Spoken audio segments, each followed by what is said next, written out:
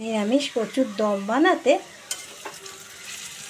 মুখি কচুগুলো এরকম লম্বা লম্বা করে কেটে আর আলুগুলো ডুমো ডুমো করে কেটে কড়াইতে জিরে তেজপাতা ফোড়ন দিয়ে দিতে হবে। তারপর 5 মিনিট নেড়ে চেড়ে একটু ভাজা ভাজা হলে তারপর মশলা দেব। এখন ঢাকা দিয়ে দিলাম।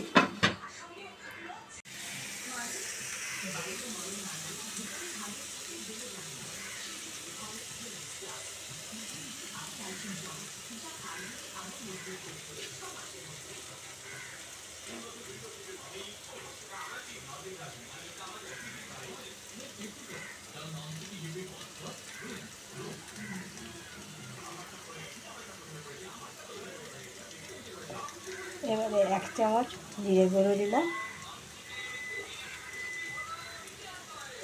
1 চামচ ধনে গুঁড়ো দিলাম, 1 চামচ লঙ্কা গুঁড়ো দিলাম।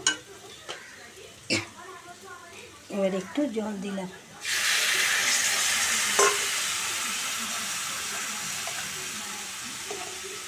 একটু চিনি দিয়ে দিলাম। একটু চিনি দিতে হয়, নিরামিষ তো। এবার এটা মশলাটাকে কষাবো।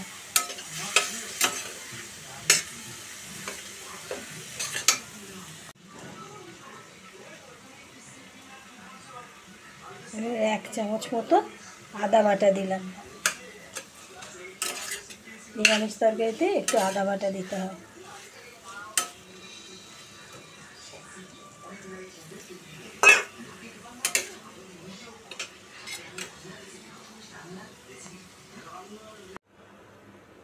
পাঁচ মিনিট পর ঢাকনাটা খুলে দেখছি সেদ্ধ হয়ে গেছে আমার নিরামিষ কচুর দম।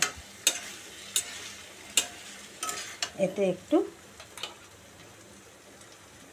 1 চামচ মতো গরম মশলা আর 1 চামচ মতন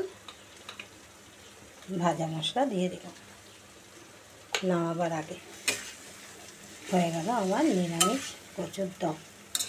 এবার আমি এটা নামাবো। নিরামিষ কচুর দম হয়ে গেছে। এবার এটা কড়াই থেকে বাটিতে নামিয়ে রাখবো।